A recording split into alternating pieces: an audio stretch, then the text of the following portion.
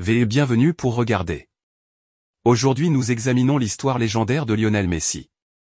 Avant de commencer, pensez-vous que Messi peut faire monter son équipe dans le top 4 du championnat?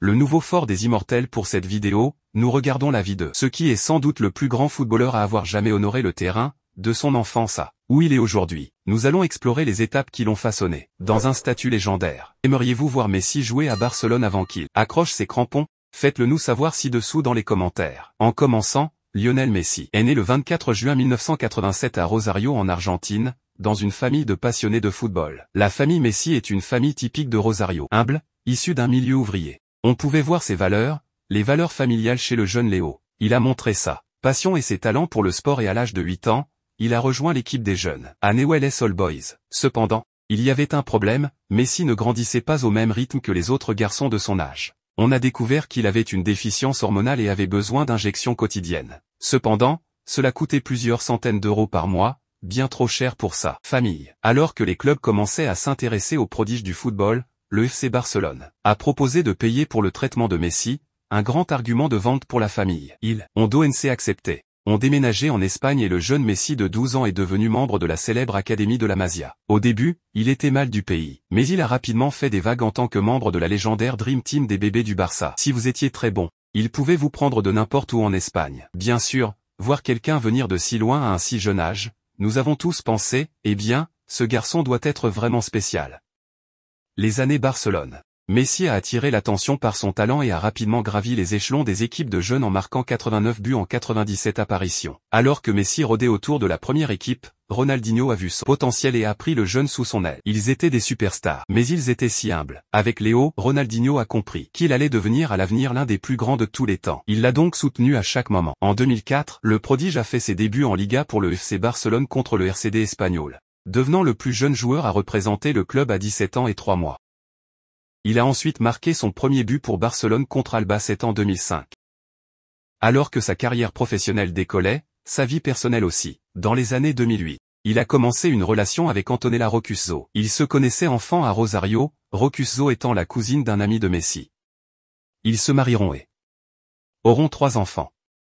Pendant ce temps, la légende de Messi a commencé à se former avec le soutien d'Andrés Iniesta et Xavi. Messi a aidé Barcelone a remporté de nombreux trophées, titres de Liga, Coupe du Roi et Ligue des Champions ont commencé à remplir l'armoire du club. En 2012, Messi a fait ce que beaucoup pensaient impossible en une seule année civile. Il a marqué 91 buts, dépassant le détenteur du record Gerd Müller et ses 85 buts en 1972. Faisant partie de la MSN avec Luis Suarez et Neymar, le trio est devenu une des combinaisons les plus redoutables pour les défenseurs en Europe. La rivalité légendaire. Tout grand joueur a un rival. Pour Messi c'était Cristiano Ronaldo. Nous avons partagé cette scène pendant 15 ans, lui et moi. Je ne sais pas si cela s'est déjà produit dans le football, les mêmes deux gars sur la même scène tout le temps. Cette rivalité a vraiment commencé à décoller une fois que la star portugaise a rejoint le Real Madrid en provenance de Manchester United. Après cela, nous les avons vus s'affronter au moins 2 fois par an dans les matchs emblématiques d'El Clasico, jusqu'en 2018. Ils se sont disputés non seulement les trophées de club mais aussi les récompenses individuelles. Dans la prestigieuse bataille du Ballon d'Or, Messi détient le record de 7 trophées contre 5 pour Ronaldo. En plus de cela, Messi a un record de 6 souliers d'or européens décernés aux meilleurs buteurs des plus grands championnats du continent, contre 4 pour Ronaldo. On ne peut nier que cette rivalité l'a rendu meilleur. Cependant, les deux ont toujours montré une relation amicale en public. Avant la Coupe du Monde 2022 au Qatar, la campagne de Louis Vuitton mettant en vedette Messi et Ronaldo jouant aux échecs a fait sensation sur Internet. Mener l'Argentine. Messi n'enflammait pas seulement le football de club, il faisait de même au niveau international avec l'Argentine. Il était donc régulièrement comparé à la légende Diego Maradona. Tout en jouant pour les équipes de jeunes, Messi a fait ses débuts en équipe première en 2005 contre la Hongrie lors d'un match amical. Ses débuts ont mal commencé quand il a été expulsé au bout de 2 minutes. Mais il s'est rapidement repris. À la Coupe du Monde 2006, Messi est devenu le plus jeune joueur argentin à disputer le tournoi et leur plus jeune buteur en marquant contre la Serbie et Monténégro.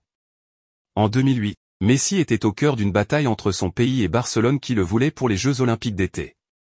Après une bataille juridique qui semblait l'exclure, Barcelone a cédé et Messi est allé remporter une médaille d'or. En 2011, Il a commencé à partager le brassard de capitaine avec Javier Mascherano avant de se le voir attribuer entièrement. Messi est ensuite devenu le meilleur buteur de l'Argentine en 2016, dépassant Gabriel Batistuta. Après avoir perdu la finale de la Copa América 2016, Messi a choqué tout le monde en annonçant sa retraite internationale, avant de revenir sur sa décision quelques mois plus tard. En 2021, Messi a mené l'Argentine à la victoire en Copa América, leur premier titre depuis 28 ans, puis à la Coupe du Monde 2022, leur premier trophée mondial depuis 36 ans, décrochant au passage le ballon d'or du tournoi. À ce jour, le joueur détenteur de record compte 172 sélections et 98 buts avec l'Argentine. Les derniers jours au Barça. Toutes les bonnes choses ont une fin. Frustré par la direction du FC Barcelone sous Josep Maria Bartomeu, Messi a dit au club qu'il voulait partir en 2020. Il comptait activer une clause dans son contrat qui lui permettrait de partir gratuitement, mais Barcelone n'était pas d'accord et a déclaré que cette clause avait expiré. Cela laissait trois options à Messi: 1 minute, payer lui-même la clause libératoire de 700 millions d'euros, 2 minutes, poursuivre le club catalan au sujet de la clause soi-disant expirée, ou 3 minutes, rester à Barcelone. Il a choisi la troisième option, déclarant « Je n'irai jamais au tribunal contre le club de ma vie ». Pendant ce temps, face aux critiques persistantes, Bartomeu et tout le conseil d'administration ont démissionné alors qu'il faisait face à un vote de censure. Cette saison-là, Messi a battu le record de buts marqués dans un seul club de Pelé. À la fin de la saison 2021, Barcelone et sa star sont parvenus à un accord sur un nouveau contrat avec une baisse de salaire de 50% car celui de Messi allait expirer. Cependant, cela a rapidement échoué car Barcelone s'était retrouvé fortement endetté, une dette que le nouveau président Laporta a imputée à Bartomeu. Il ne pouvait pas résigner Messi tout en respectant les règles du fair-play financier. Ainsi, lors d'une conférence de presse émouvante, l'icône du Barça partait après 778 matchs et 672 buts toutes compétitions. Nouvelle équipe, même Messi. Avec de nombreux grands clubs observants, Messi a choisi sa nouvelle équipe en août 2021 en rejoignant le PSG pour 2 ans. Comme son numéro 10 habituel était occupé par Neymar, Messi a opté pour le 30 en hommage à son premier numéro professionnel. C'est devenu le match de football français le plus regardé en Espagne. Cependant, en s'adaptant à un nouveau pays et un nouveau championnat, il a eu du mal à retrouver le talent que tout le monde lui connaissait. Certains fans du PSG ont même commencé à le huer, eux qui étaient si enthousiastes à l'idée de le faire signer. À la fin de sa première saison à Paris, il n'avait marqué que 6 buts en championnat, une première depuis 2005 à 2006. Cela lui a aussi valu de ne pas être nominé au Ballon d'Or pour la première fois depuis 2005. Mais la saison suivante, Messi a commencé à montrer des éclairs de son talent de classe mondiale en jouant plus au centre. La Ligue étant toujours en cours au moment de la rédaction, il a déjà battu l'année précédente avec 7 buts en championnat. Plus récemment, Messi a fait remporter la coupe à son équipe de Miami en étant décisif tout au long de la compétition. Concernant les trophées individuels, Messi est nommé meilleur buteur et meilleur joueur de la compétition. L'héritage. Lionel Messi est sans aucun doute l'un des meilleurs joueurs à avoir foulé un terrain. La longue liste de records qu'il a battus en dit long. Son humilité sur et en dehors du terrain a également marqué de nombreux fans. Quoi qu'il arrive dans le prochain chapitre de sa carrière légendaire, que ce soit un retour au Barça, rester à Inter Miami ou aller vers de nouveaux pâturages avant de raccrocher les crampons, Messi est déjà immortalisé comme une légende du football, surtout avec la coupe qu'il vient de remporter. Abonnez-vous à la chaîne si cela n'est pas encore fait et dites-moi dans les commentaires l'histoire du joueur que vous voulez voir dans la prochaine vidéo.